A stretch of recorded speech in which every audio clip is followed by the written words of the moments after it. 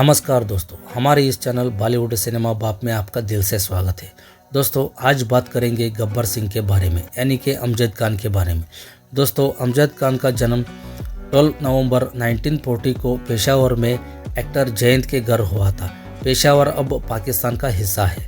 1947 के भारत पाकिस्तान बंटवारे के बाद उनका पूरा परिवार मुंबई शिफ्ट हो गया। अमजद खान की स्कूलिंग बांद्रा के सेंट एंड्रयू हाई स्कूल से हुई और आरडी कॉलेज से उन्होंने ग्रेजुएशन किया।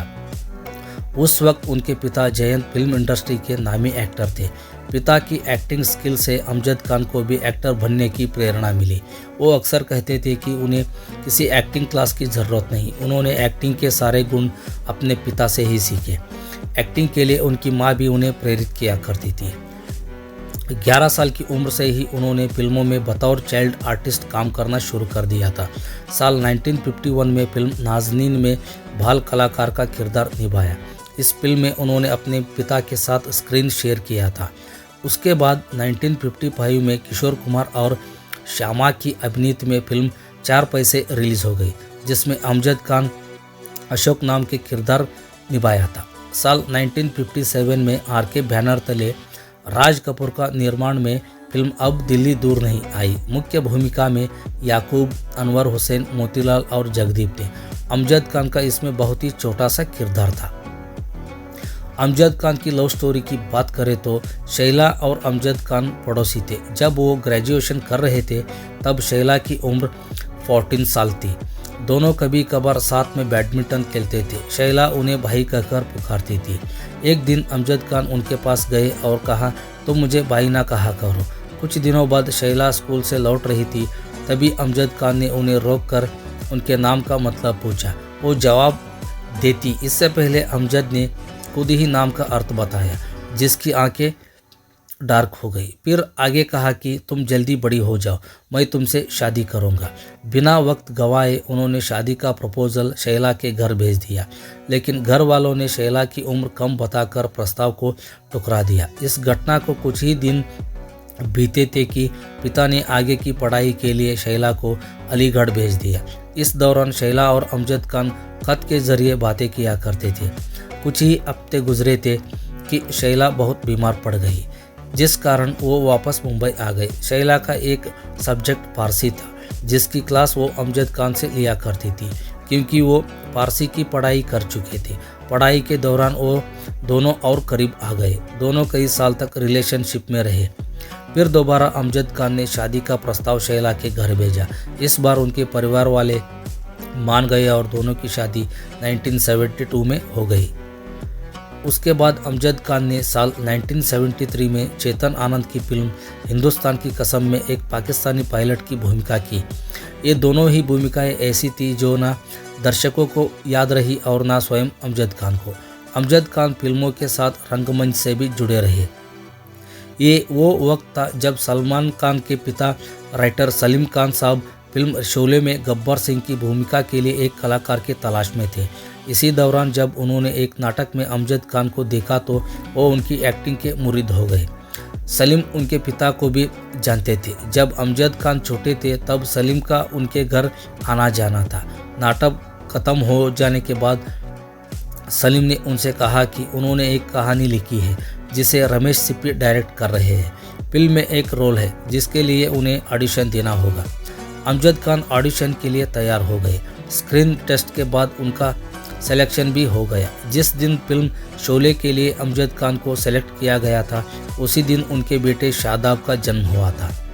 ये वक्त ऐसा था कि उनके आर्थिक हालत बेहद ख़राब थी।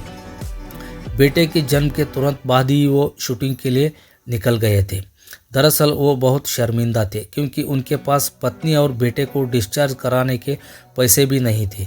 तब इस बुरे दौर में चेतन आनंद ने उन्हें 400 रुपये देकर मदद की थी।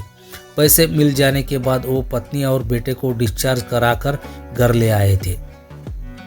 गब्बर के रोल के लिए फिल्म के डायरेक्टर रमेश सिप्पी की पहली पसंद डैनी थे। उस वक्त डैनी इंडस्ट्री के टॉप विलन थे, लेकिन वो फिल्म धर्मात्मा की शूटिंग में बिजी थे। इस वजह से उन्होंने शोले फिल्म के लिए मना कर दिया। फिर सलीम ने अमजद खान की सिफारिश इस रोल के लिए की। वास्तव में शोले के गब्बर सिंह की भूमिका पहले शत्रुघ्न सिन्हा को दी गई थी, परंतु समय के अभाव के कारण इनकार कर दिया तो यह भूमिका अमजद खान को मिल गई थी। शोले की शूटिंग के दौरान लोग अमजद खान के डायलॉग डिलीवरी पर ताने मारते थे, कहते थे कि उनकी आवाज़ में दम नहीं है और वो अमिताभ बच्चन, धर्मेंद्र और संजीव कुमार को क्या टक्कर देंगे। लोगों ने उनकी आवाज़ का मजाक बनाया था। शोले की शूटिंग के शुरुआती दिनों के संघर्ष के कारण ये चर्चा होने लगी कि अमजद खान का काम अच्छा नहीं है और शायद उन्हें फिल्म से निकाल भी दिया जाए, फिल्म फ्लॉप न हो जाए। इस डर से सलीम ने रमेश सिप्पी से कहा था कि अगर वो अमजद खान से संतुष्ट नहीं है तो इस रोल के लिए किसी दूसरे के बारे में भी सोच सकते हैं।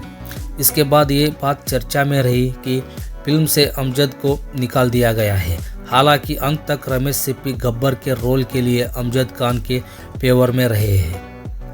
इन अफवाहों की भनक अमजद खान को भी हुई, साथ ही उन्हें इस बात का भी बुरा लगा कि जिस शख्स ने उनके नाम की सिफारिश फिल्म के लिए की वही फिल्म से उन्हें क्यों निकलवाना चाहते थे। इसके बाद उनके मन में सलीम खान के लिए गलतफहमी बस गई। फिल्म शोले के बाद उन्होंने कभी भी सलीम खान के साथ किसी दूसरी फिल्म में काम नहीं किया।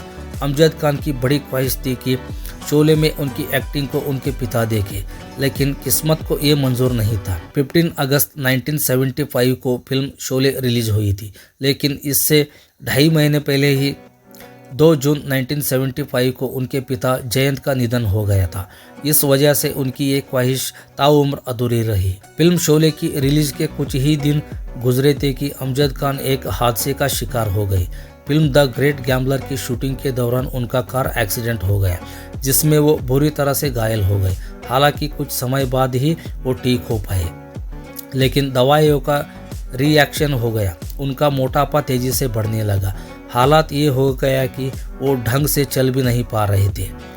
एक इंटरव्यू में उन्होंने खुलासा किया था कि वो जो ये दुख झेल रहे हैं, अल्लाह ने सज़ा दी है। दरअसल उन्होंने शोले की रिलीज से पहले ये दुआ मांगी थी कि अगर फिल्म सुपरहिट हो जाएगी तो वो फिल्मों में काम करना बंद कर देंगे। वही फिल्म जब सुपरहिट हो गई तो उन्होंने अल्लाह से किया अपना वादा नहीं निभाया और फिल्मों में काम करते रहे।